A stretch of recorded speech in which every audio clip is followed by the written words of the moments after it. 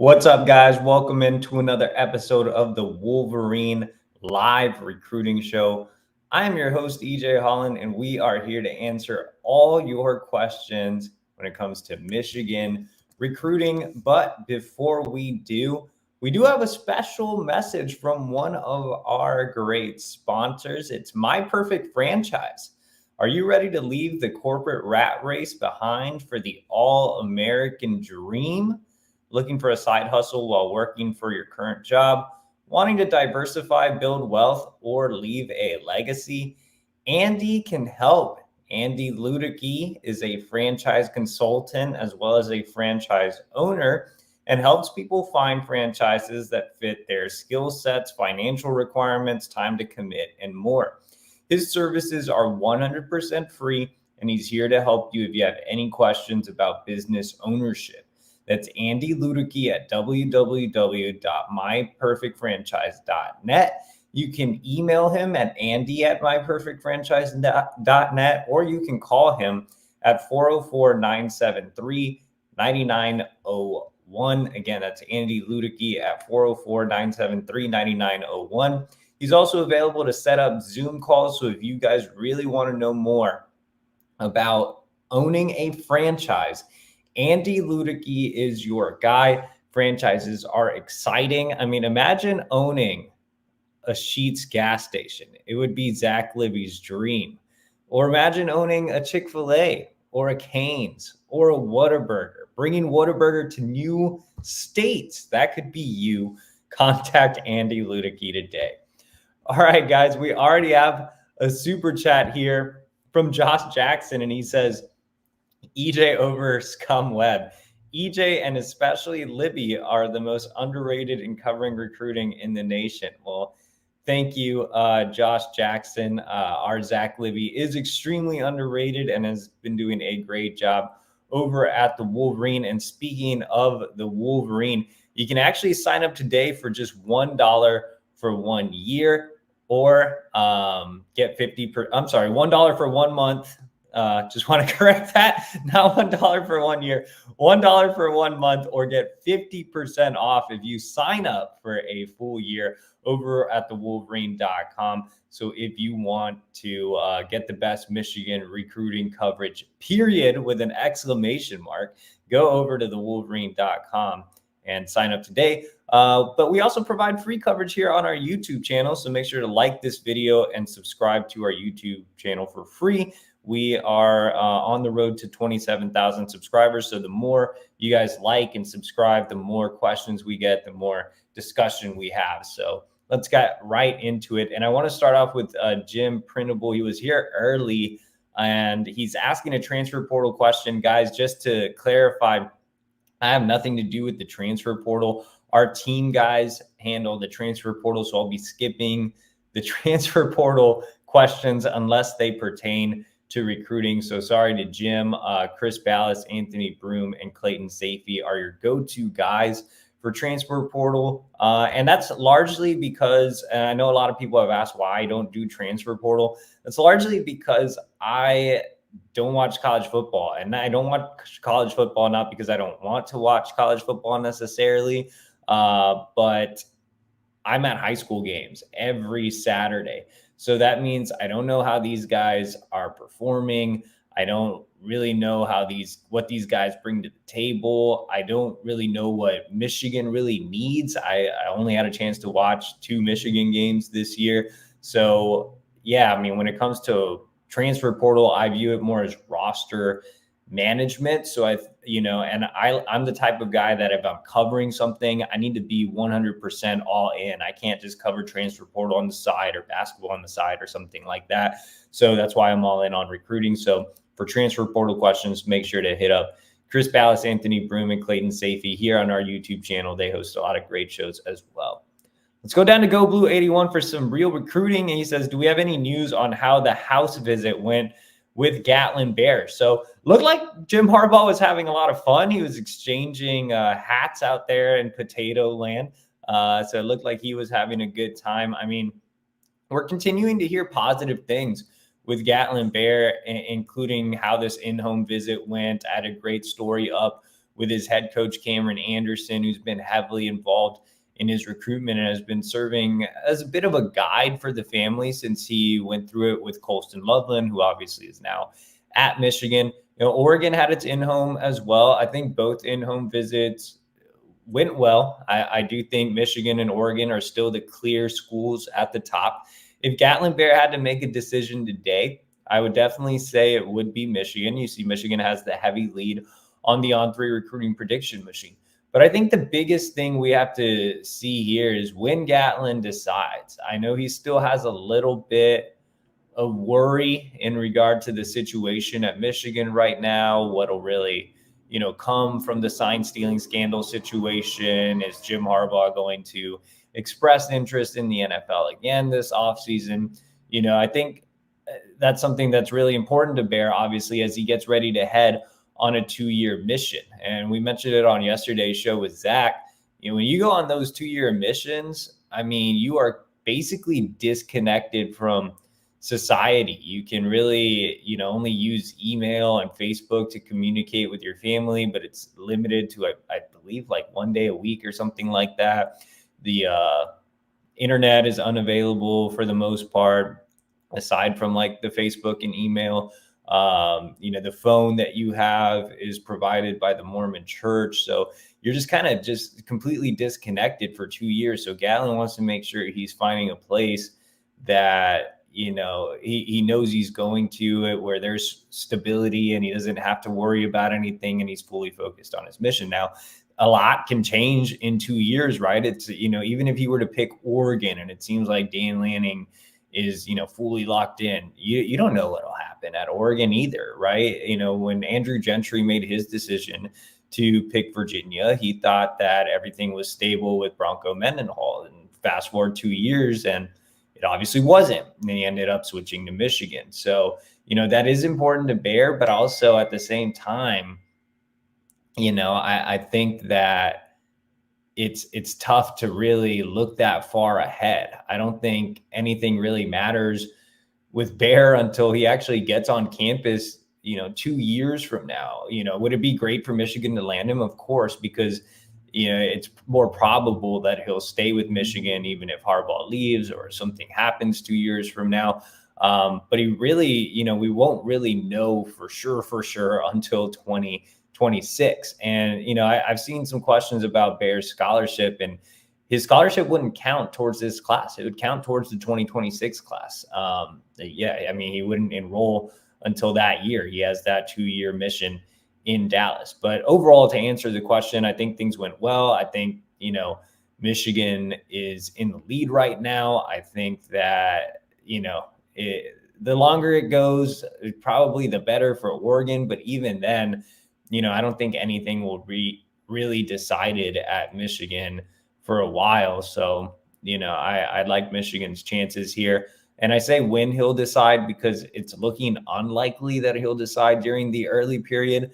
He may commit at the All-American Bowl in January. He may wait until the late period. Something that Coach Anderson told me that was interesting was Gatlin actually leaves for his mission on February 13th, I believe. And that's a week after the late signing period. So he does have the luxury of time to wait and see if anything really shakes at Michigan. But right now I would give the Wolverines the advantage. But that kind of, Gatlin being hesitant is probably the reason that Zach and I haven't put in predictions yet. Go Blue 81 back with another one. He says, do we know who else is getting in-home visits before the dead period starts? So Michigan obviously made in-homes with Gatlin Bear yesterday and also had an in-home with Luger and Edgapai. Now, I do not believe Jim Harbaugh was on that visit. I believe it was Dylan Roney who's now able to get on the road because Chris Partridge is no longer on staff. So it opened up a spot for a staffer to get on the road. So I believe it was him, defensive coordinator Jesse Minter, and defensive line coach Mike Elston. And Edgapai is, arguably the most important edge guy left on the board. It doesn't look like Deshawn Warner is really going to happen. It doesn't look like Michigan's going to make that run at Elias Rudolph again. So Edgapai got a visit yesterday. I reported that earlier in the week, but I haven't seen a ton of fans really get too excited about Edgapai. I feel like my in-home visit report from a few days ago that it was going to happen kind of just went under the radar. Like nobody ever read it. But I mean, this is a guy they really like. I mean, he's 6'7", 215 pounds, a lot of upside. I know there's questions about him later on, so we'll talk about him later on. But aside from those two guys, aside from Bear and Edgapai, it's mostly going to be guys that are early enrollees. Actually, I'm checking with David Pale to see if he has an in-home visit set up. I still feel really confident in my prediction there. But aside from those guys, probably more so the early enrollees. I mean, you saw Harbaugh make a visit with Blake Frazier yesterday. They saw Hogan Hansen on Monday. They've already seen Jeremiah Beasley. There's an in-home visit scheduled with Jacob Oden coming up pretty soon. I know Minter is currently seeing Nichols and Baxter. They're set to see Jaden Smith and Jake Wanera on Thursday. So, yeah, I mean, as far as in-homes go, going to mostly be with some of these early enrollees. And, you know, Jim Harbaugh won't be on every single in-home visit. You know, it'll kind of be him and the defensive staff making the rounds, and you see him posing there with Beasley. So, yeah, I mean, mostly early enrollee type of guys. I'm interested to see if Ron Bellamy makes an in-home with Nitro Tuggle. I'm going to check in on that. I'm sure Zach will have more on that as well at some point. So we'll see if anybody else pops up, but that's it for the most part. Let's go down to John A. Schultz. And he says, if Dante Moore transfers to Michigan, how does this affect quarterback recruiting in 2025? Would they still look to add another quarterback to pair with Smith? Let's assume that Bryce Underwood goes to LSU in this scenario. I don't think they would add another quarterback in that scenario. I keep saying Hassan Longstreet because I know Michigan is intrigued by him. So I would say he's really the only possible guy I could see in that scenario. But I think that, you know, if they're able to get Dante Moore, they would probably still look at another guy in the portal as well. Like I feel like they're going to look at the portal for potentially two quarterbacks. So we'll see how that shakes out. John A. Schultz says, if flips Pale, does that affect 2025 recruiting with him? Nose tackle wouldn't be as huge of a need, or do you simply target a nose tackle every cycle? I think when you run a scheme like Michigan, you target a nose every cycle regardless. So I don't think landing Pale would change anything. On top of that, Pale is not like a Kenneth Grant type of nose. Like he's, you know, a little on the, not necessarily short. He's about 6'2.5", 6'3". He's already a rock solid 315 pounds. The dude's built like a unit. I don't think he'll add that much more weight. Like he'll probably play at around 330. I think he's going to play some three technique as well and bounce around from the three to the nose. So, yeah, I mean, I think they still desire a guy with a little more length. Pale has a little bit of a, you know, shorter reach. And like I said, has a more compact build. So I think they want those like towering nose guys like Kenneth Grant. Like I think Kenny G's like 6'4", 6'5", and he's really long and has a really big kind of more wide frame. He's not a compact guy like Pale is. And so I think they want that type of guy next cycle. And, you know, they've looked at guys like Bryce Jenkins, who I went to see last weekend, Amir Leonard, Gene Charles, who's visited a couple of times, Dylan Battle, who is on campus for the Purdue game. So I think they'll still, you know, be full steam ahead looking for, you know, Kenneth Grant style type nose as opposed to Pale, who can, you know, switch between that three and that nose. John A. Schultz back with another one. He says, what is your favorite dinosaur? I am a fan of a Stegosaurus. I'm not really into dinosaurs like that. My wife does make me watch those things on the Discovery Channel. I would say like maybe a pterodactyl because they can fly, or like a raptor because they're basically big chickens. I don't know. I know my wife likes a plesiosaur. I feel like if Zach's actually in the background right now, I feel like if Zach had a favorite dinosaur, it would probably be something like really lame. Like he'd just go with like a triceratops, like a child. So anyway, it looks like he's nodding. It is his favorite. Let's go down to, no, he's saying it's not. Maybe he likes T-Rexes. Oh, he's saying yes, a T-Rex, which was also a lame answer, right? Like just, something a school child would like. Now let's go down to John A. Schultz again. And he says, what happened to all the Deshawn Warner potential flip buds? Is he going to stay at Kansas? So for those of you that don't know, Michigan offered on 300 edge Deshawn Warner out of Arizona, who is committed to the Kansas Jayhawks, known as a great basketball power, football not so much. Zach Levy did go out to Arizona to see him. And at the time, it looked like Michigan was going to have a chance to flip him. And after Zach spent some time with him, our optimism level went down. It seemed like those around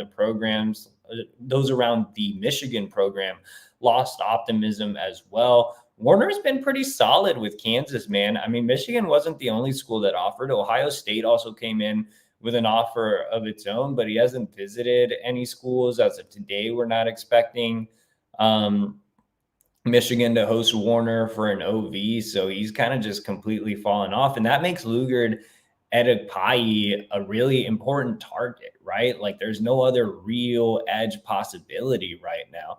So I would say Warner probably sticks with Kansas. And I know, like I said, Kansas isn't a big football power, but he just likes the fact that they believed in him early on. Let's go ahead and go down to Tyson Smith. He says, is that Edepayi kid any good? Will we land him? I think he's a project, but I think he has a ton of upside. And you see On3 is really buying into the upside. He is ranked as an on 300 prospect. It's interesting. Zach and I were at a Bishop McNamara game last year against Nicholas Harbor, but I think he was injured, so we didn't get to see much of him. And not a lot of, film on him. Zach showing you some right now on the screen. He didn't get his first Power 5 offer until October, but I think on the screen you can see the size, or not necessarily the size. He's not really filled out, but you can see the length and just how big of a body he is. I mean, at 6'7", that's a pretty large human. I feel like I'm, a pretty standard height at 6'1". This guy like absolutely towered over me when I saw him at his school a few weeks ago. I mean, he looks like a basketball player, like a power forward that needs to add some weight. But, the length is there, the ability is there, and that's why his stock has kind of risen here in the fall. I actually spoke to an SEC coach that I saw on the road this past weekend that personally evaluated Luger. And he said that he was really close to offering, but he had some other guys on the board already. But he said that Michigan would be a great spot for him because of its ability to develop pass rushers, and because Ben Herbert is able to add weight on guys' frames. And I think Luger would be a good fit at Michigan. I think they would maximize his talent. And again, you see that those few huddle clips, you see the length and the athletic ability there. And will Michigan land him? Look, I think right now Michigan's in a good spot. The in-home visit went really well. Staffer Dylan Roney is connecting with him, on a personal level. I think defensive coordinator Jesse Minter and Mike Elston made a good impression on him as well. He likes the edge production. He likes the academics. Now it's all about getting him on campus for an official visit, and that is slated to take place next week. Florida State, Texas A&M are probably the other two big contenders, but I think it's too close to call right now. Let's go with our super chat here from Devon Robinson, $9.99. Shout out to you, Devon Robinson. Remember, guys, if you do submit a super chat, you do get to skip the line, and it does help us out as that money goes directly to our travel budget so we can continue to see top recruits around the country. And also, it looks like we have more than 130 people in here watching live. So make sure to click that like button and subscribe so we can get even more discussion. But Devon says, any last minute coaching moves that would open up flip opportunities, like if Jim Knowles gets Duke.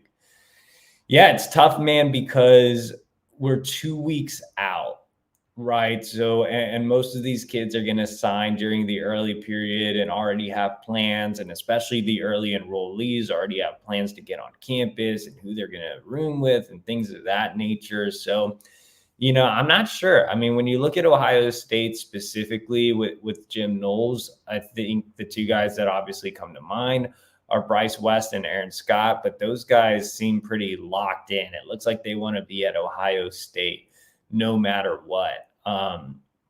You obviously you had a change at Texas A&M, but most of those kids, are probably looking for some type of NIL opportunities. Yeah, I can't really think of a late opportunity.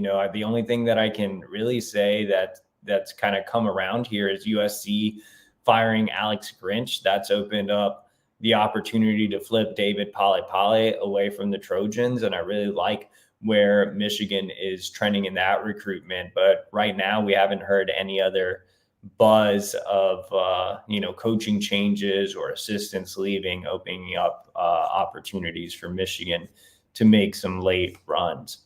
All right, let's get back to, I believe we were Tyson Smith. And he said, did Bryce Underwood visit yesterday? He did not visit yesterday. I mean, that was a whole convoluted mess. Zach Libby was on top of it. It was hilarious because Zach was at Belleville literally talking to Bryce Underwood when one of the other Michigan reporters posted that he was in the film room with Kirk Campbell. So obviously bad sourcing there. And then another reporter posted that something along the lines of, I didn't really see that, something along the lines of he was going to visit and meet with Kirk Campbell and the strength staff. And there were plans for Underwood to make it to campus because Jeremiah Beasley was there. Beasley's already done with school and stuff, but it didn't end up working out. And that's why you can trust us, guys, because we have boots on the ground. We're constantly out there seeing recruits and setting up times to meet with them and their coaches and talking to everybody involved in their recruitments. But it's always great to talk to the recruits themselves. And so I think with Bryce Underwood's recruitment specifically, there have been a lot of people talking for Bryce. And if you go to the Wolverine, basically all of our interviews in regards to Bryce Underwood are with Bryce Underwood himself. So he can speak for himself. He's the number one player in the country. And Zach had a great interview over at thewolverine.com where Bryce kind of clears things up. So to answer the question, no, he was not on campus. He is, maybe looking to get to campus. Michigan would like that to happen.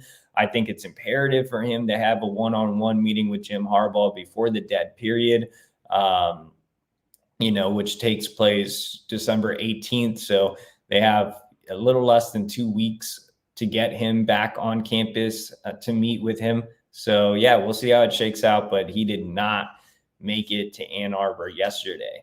We have a new super chat from Shane Johnson. He says, EJ, I get the M still for some reason can't figure out the NIL game, but Bryce Underwood is a once in a 20-year prospect. So why can't we get an alum to pony up? And who's your best guess for the 2025 highest signee? That's the second one's definitely a good question. The first one's just an interesting one because, yeah, I mean, it's been frustrating. Obviously, we've been told soon for a long time. It seems like the reports of an NIL plan for recruiting are coming soon. That's all we've heard for more than a year. And, at some point it's not soon anymore, right? So I'm not sure. I mean, I know Jim Harbaugh likes to take care of his guys on the roster first, and Michigan does a great job of roster NIL, transfer portal NIL as well, allocating resources there.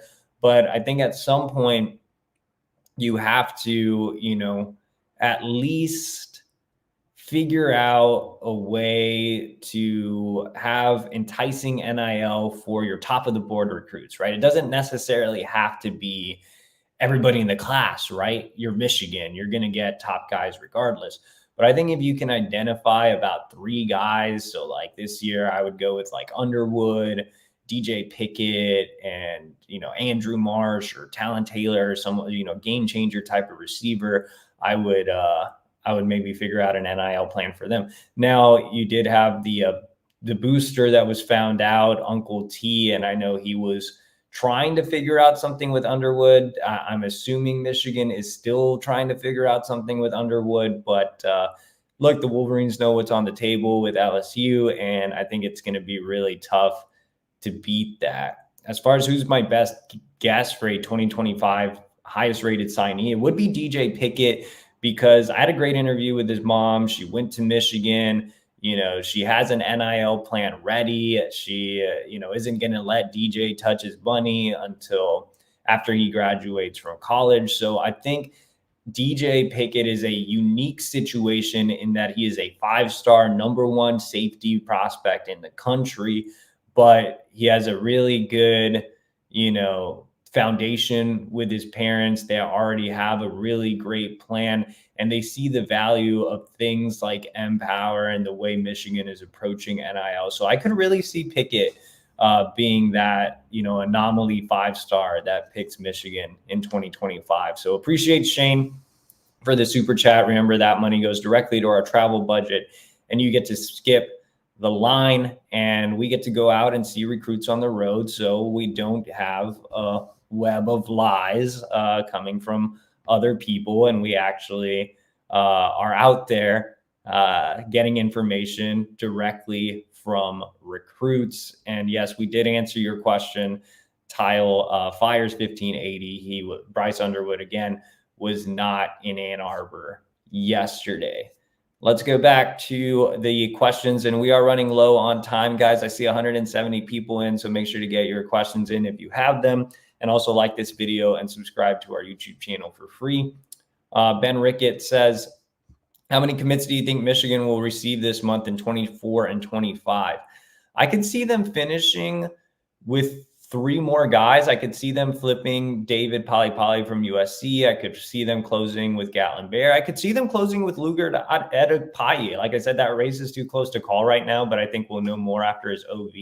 So potentially 3 guys in 24, maybe 2 if they miss on Edekpaye, and or maybe even 1 if Bear waits all the way to February. So between 1 and 3 for 2024. I think things are trending well with a lot of 25 guys. I'm not sure we'll see a commit this month. I think some of those guys just want to see how the offseason plays out, just with a few question marks still lingering around the Michigan program, but some good buzz with guys like Eli Owens and Jalen Williams, Jamari Deloach. So, Marcus Wimberly, who, easy transition to this next question. What are your thoughts on Marcus Wimberly, and do you think we could see him commit soon? I know that Zach reported his mom didn't make the trip with him for the game. It was just him and his dad. So I think they want to get back in the winter to see Michigan again with his mother. And I think if everything goes well on that visit, I could easily see Michigan closing with Wimberly. But I like him. He's only a 3-star prospect, but he's a guy that Jay Harbaugh identified really early. Jay Harbaugh is one of the best evaluators on staff. He has great closing speed. He's willing to strike people. Comes from a really small town, so competition is certainly not great. But you can see the that closing speed and that athleticism on film, and the ability to be a dynamic playmaker on both sides of the ball. So I do like him, and I do think that Michigan leads, and I think Zach's done a great job of being on top of that one, and we're feeling confident about our predictions, especially with him recently decommitting from Arkansas. Let's go back to Tyson Smith. He says, will Carter Smith stay if we land Underwood? That's an interesting question. I think, we'll play it by ear and see what happens if that situation does arise. But I did talk to Carter and his dad about it, and they both basically said the same thing. Competition's part of the game. And, if Michigan took another quarterback in this class, they wouldn't, really mind. I think Zach wrote that he talked to Bryce after the visit and he didn't really interact with Carter. So I don't think there's much of any type of relationship there or anything. But, I know Carter does love Michigan. I know he's an extreme competitor. I know he wants to build the 2025 class. So I think that, it's tough to come in with like the number one recruit in the country, but maybe you see like a Georgia situation where they had Puglisi, who's still rated pretty high, and Dylan Raiola come in. Let's go back down to Tyson Smith again. He says, you order a pizza, you can have 3 toppings, a meat, a veggie, and one of your choice. What do you go with? I would go with pepperoni and sausage for sure. And then my vegetable would probably be either bell pepper or mushroom. It depends on the place. There's you can get a really good pepperoni and sausage deep dish in Chicago at my spot, Pequod's. Mushrooms always solid. Usually our combo here in the house, because my wife desires it, is pepperoni, jalapenos, and pineapple, though. I didn't really get into pineapple until late. I'm sure Zach would just go with like pepperoni, anchovies, and something else, onions, like some nasty pizza from Little Caesars. Let's go down to Tyson Smith. And he says, do you like any other Michigan writer? I promise, guys, that I'm not a mean guy. And it actually wasn't like this on the Texas beat, which is funny. But, if I were to pick a Michigan writer that I like that's not Zach or anybody that I work with, it would definitely be Isaiah Hull. I think Isaiah Hull does a really good job with his site. I met Isaiah when I was younger, and just really cool guy, does, solid work, focuses on his craft, and just does a really solid guy, solid job, man. Like overall, I don't think anybody has anything bad to say about Isaiah Hull. I think everybody respects what he does. So Isaiah Hull is definitely the one guy that I would go with. I would love to get Isaiah Hull over at the Wolverines. So maybe I'll do some recruiting. Let's go down to RJ Hines, and he says, do we have a shot at Dwayne Galloway? If so, would we still have a shot if OSU offers? So RJ's referring to Dwayne Galloway, who's a top 100 recruit per On3, cornerback out of Ohio, 6'2", 175. Zach knows a lot more about him than I do. Michigan's in the lead on the On3 recruiting prediction machine. I'd say Michigan's done a really good job of him early on. Steve Clinkscale is not going to shy away from recruiting guys in Ohio just because he had bad luck with Bryce West and Aaron Scott, and both those recruitments were uphill battles. He did a great job of getting in on Galloway early. Ohio State hasn't offered yet. Michigan, just beat Ohio State for the 3rd straight time. So I think an Ohio State offer would definitely mean a lot to him, especially with him being a Columbus kid. I think Michigan definitely has a real shot in this recruitment either way. Let's go down to Jeff M. He says, Michigan has one of the best defensive coordinators and defensive back coaches in the country and a highly sophisticated defensive scheme. Why can't they recruit more elite cornerbacks? Cornerback is a premium position. So when you talk about premium positions, I think about the skills, quarterback and the skills, running back, wide receiver, offensive tackle, like premier offensive tackle, defensive lineman, and corners would be the ones that come to mind. And those are the positions that I think command the most NIL. So I think, your simple answer is NIL. I think any corner in a fair game would love to play at Michigan. You see the success that Will Johnson's having. You see Jesse Minter's bright mind in his NFL scheme. Clinkscale, I think keeps it real and guys connect with him well. But I think NIL is the biggest factor. At the same time, Michigan already has a top 100 guy in Chris Ewald. I think it's imperative to keep him.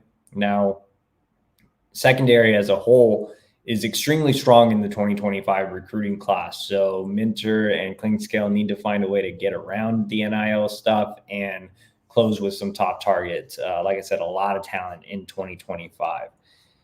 William Cawthorn says, is it really worth it going hard in recruiting when they're not happy they can bounce in a year? Why not just go in the portal?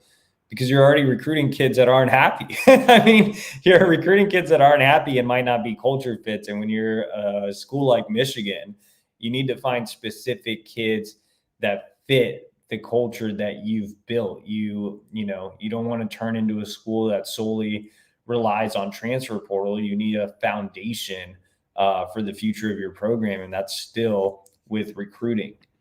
Andrew Render says, thoughts on Brady Pretz. So we have confirmed that Brady Pretz is a preferred walk-on. He is not a scholarship offer, even though Zach and I were literally working on this right before the show started. So Brady Pretz from Gaylord, Michigan, tweeted out that he had an opportunity to play at Michigan. Normally, when guys tweet out opportunity, that means preferred walk-on. However, Brady is ranked as the number 219 recruit in the country per On3, a 91 rating. And he is actually committed to a P5 school in Minnesota. Michigan State is working hard to flip him. He's actually making an official visit there this weekend. He would be the 9th highest rated recruit in Michigan's 2024 class. It's insane that he's rated that high. I don't have many thoughts on him as a player. I don't know anything about this guy, so I'm not going to pretend like I do, but I will say his ranking on On3 is absurd, and he is a preferred walk-on target. William Cawthorn says, is it worth trying to flip Gatlin if he can just sign where he wants after his mission? So he's no longer a flip target. He already decommitted from Boise State. And it is worth it because, like I said, when you go on a mission trip, and it's not a trip, I shouldn't say that. It's when you go on a mission, it's kind of offensive to say trip. So if you do say mission trip, I would advise not to say that anymore. It is a mission. When you go on a mission, you are kind of just away from everything. So that's why I said it's important for Gatlin to make a decision now, because he wants to lock in on serving his religion and being fully focused on his mission. And, these mission guys are more likely to stick with the schools they commit to. Now, you do have situations where things do change, and you saw that with Andrew Gentry. But more than likely, if he picks Michigan, he would stick with Michigan unless, something dramatic happened at the end of that mission. Let's go down to Courtney Harper. What size of class do you think we'll finish with in 24? Who do we have chances to finish the class with? So the big names on the board, receiver are Gatlin Bear and Nitro Tuggle. On defense, you have David Pale, as well as Luger Luedecke. I think they do flip Pale from USC. So, that would bump them up to 26. And then I think they can get one of or both of Bear and Luedecke. I do think they'll miss with Nitro Tuggle. So potentially 3 more. And remember, Gatlin Bear wouldn't count towards the scholarship numbers. Let's go down to Ralph Melvin. He says, what do you think is better? What do you think is the better quarterback prospect, Dante Moore or Bryce Underwood? Who do you think is a better prospect? Underwood. If Underwood and Moore were in the same class, I feel like Underwood would have still been rated higher. But I mean, both are, both were. With Moore, he was a 5-star guy. Bryce is a 5-star guy, but obviously the number 1 recruit in the country. Justin says, can we try to flip Aaron Scott or Bryce West? Probably not. Let's go down to, sorry guys, I think we had a lot of discussion here. Newber says, do you see all the 24 commits staying? Yes. The only commit that we're maybe tracking here, obviously the linebackers with Chris Partridge leaving, but, Jaden Smith has his in-home this week, and he has his official visit next week, and things seem to be fine there. Cole Sullivan seems to be fine. So I don't think there's anything going on with the linebackers. Zach Ludwig's locked in. So yeah, I mean, the only guy we're kind of monitoring a little bit now is Brady Pretz. His brother plays at Ole Miss, and Lane Kiffin is personally trying to make a push in that recruitment. So we are tracking that. I don't think it's going to turn out to be anything, but it is worth mentioning that Ole Miss is looking at Pretz, and that answers your question as well, Tile Fires, who asked if there should be any worry about commits flipping elsewhere. Seth Floyd says Sam Webb versus EJ Holland should headline SummerSlam this year. Well, wrestling is fake. So, and I said if I did a celebrity boxing match, all I would do is jab and run around. I think you would get tired after like 30 seconds. Let's go down to, was that at the last comment? And remember, guys, sorry that I didn't do any transfer portal news. Our team guys at the Wolverine.com put up a transfer hot board and had some other transfer stuff going on. So Zach and I only handle recruiting. So yeah, I don't do any transfer portal questions. So sorry, guys. There's one more question. So last question. Oh no, two more questions. So second to last one here, Go Blue exclamation, but this is your last call for a super chat if you want to get a question in, but we are cutting it off with CJ Mike 1024 after this one. And he says, Go Blue exclamation mark says, is there any possibility Jordan Shipp might flip, or is he solid to North Carolina? I think Shipp is solid. I think the ship has sailed. I guess you can never rule anything out, but I don't see Jordan Shipp flipping.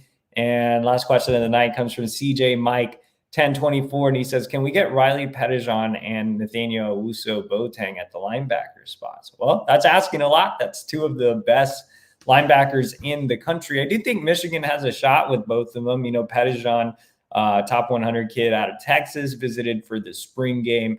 Absolute monster, man. I saw this kid in game when I was back visiting family in October. And man, just a terrific prospect. But, you know, Michigan needs to get him back on campus and actually hire a linebackers coach, right? We're not going to know where Michigan sits with a lot of these linebackers until they hire a linebackers coach to replace Partridge. Nathaniel Owusu-Boateng hasn't been to Michigan yet, but he did tell me he was interested. Gave a good reaction quote after Michigan's win over Ohio State. His brother was recruited by Michigan defensive line coach Mike Elston. So there's a bit of a tie there, but same time, kind of same thing with Pettijohn. Like, can't really predict anything with linebackers until they hire a linebackers coach. Like, I like where they sit with a lot of guys. Like, Elijah Melendez is another one that I'm really high on. Kamar Archie. Like, there's a lot of potential linebacker prospects out there, but tough with no linebackers coach. All right, guys, appreciate you all for joining me tonight. Make sure to like this video, subscribe to our YouTube channel. Also subscribe to the Wolverine.com today for just $1 for 1 month, or 50% off your annual membership. I will be back next week. Every Wednesday, we'll be here to answer your questions. And Tuesday, don't miss our show with Zach Libby, where we talk recruiting and have a lot of fun with off-topic questions as well. If you missed yesterday's podcast, you can watch it here on our YouTube channel. And if you are joining late, you can watch the replay here on the YouTube channel as well. We will see you guys next week.